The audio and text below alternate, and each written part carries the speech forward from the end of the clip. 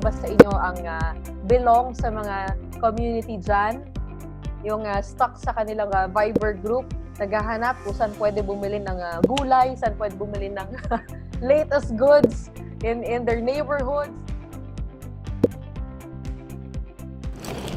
Now, consumers are turning to these online communities to find what they need when they need it. Messaging platforms are also surging, evolving to become community centers where people can connect and find fast and actionable solutions to everyday problems.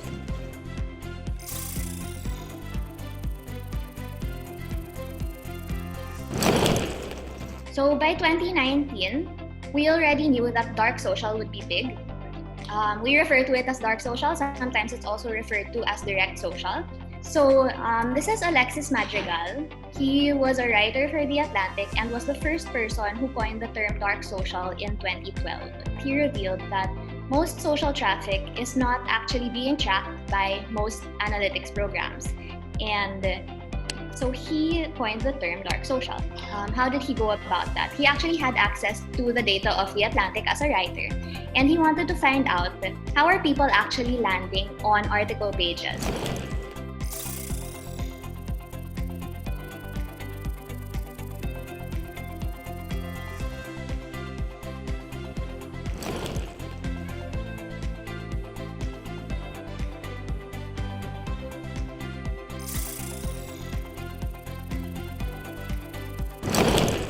Dark social is when people share content through private channels such as instant messaging programs, messaging apps, and email.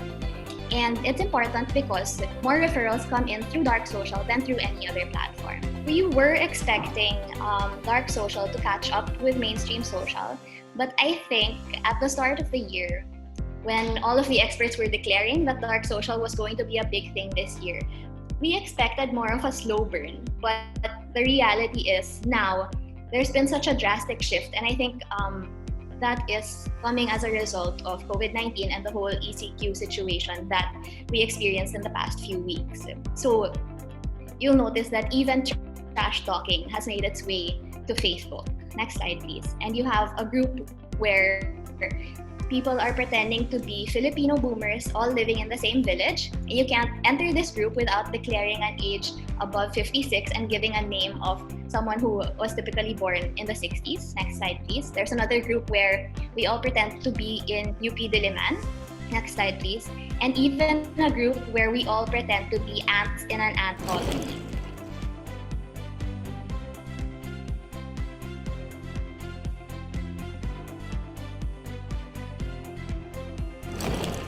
Since more and more people are at home, more and more people are trying to find different ways to connect. What we see is that on the worldwide level, there are more group interactions happening. So for one, the messages sent to a group has actually increased by as much as 134%. One other interesting thing is that in terms of group calls, it increased so much more. So our group calls grew by close to 4x, increasing by as much as 370%. For one, definitely we have those very hyper-local communities. So my example here is a QC residents community. So this is a community particularly targeted to QC residents. And what's nice here is that these community members would actually send messages in terms of what's open, where to get food, and so on. So to some extent, you see some sort of bayanihan happening wherein people are really trying to help other people through providing pertinent information.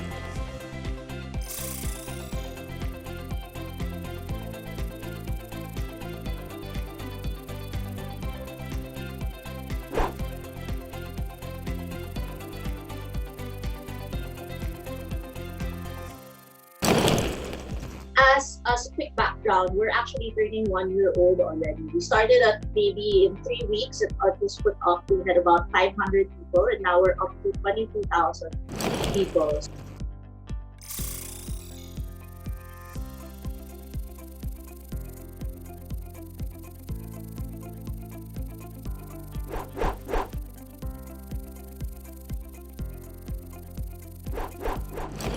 One of our best achievements, I feel, is we've helped each other, and now we've actually helped others in need. So during the time of COVID, we've actually raised some money and donated it to people who are actually doing PPEs for hospitals, frontline feeders, feeding some families in Payatas who can't go out and actually work to daily wagers. There's of course been a drop in interest in donating, but I think there's quite a good amount coming from a small Facebook community.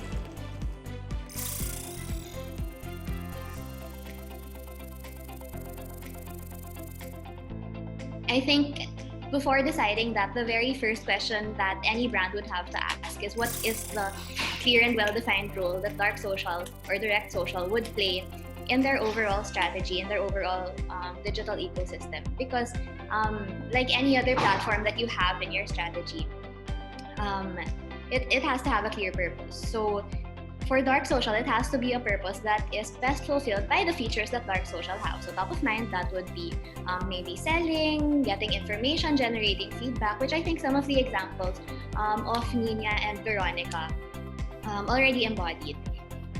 The next important question that I think is essential to ask is what is the best form for your comms to take? Typically, your content for traditional or TV channels, for example, wouldn't work on mainstream social, and your content that's developed for mainstream social would in the same way probably not work on dark social. So what we've been seeing in the past few weeks, as communities have been getting more and more active, is that there's a lot of photo content, a lot of text content, and of course, if you guys remember my storytelling from earlier in the session, of course, there's a lot of link sharing for referrals. The last question is actually on the approach. So how do you intend to infiltrate the platform? And for me, I think there are three general types. The first one is advertising, of course, because we do have platforms, for example, for direct messaging, for private messaging, that allow advertising. And this would allow you to basically leverage on the fact that we know that the audience is present on those channels. But so I think the key takeaway from everything that we've talked about this morning is that mainstream social is not going away, but it's also time for dark social to start playing a bigger role. Dark social communities, direct social. And Thank you so much, Leah. I think you've made great points over there. And since we have a new culture right now, we're all stuck to our homes.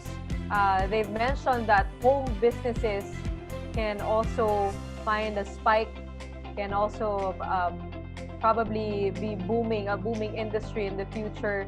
And if that happens, you will have more small businesses.